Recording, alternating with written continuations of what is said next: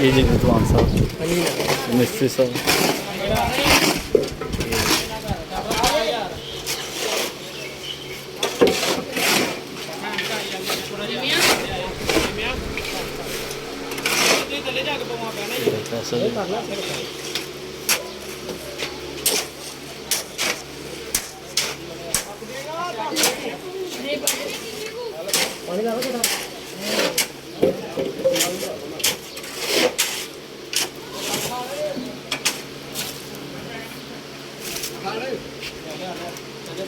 पानी खेत में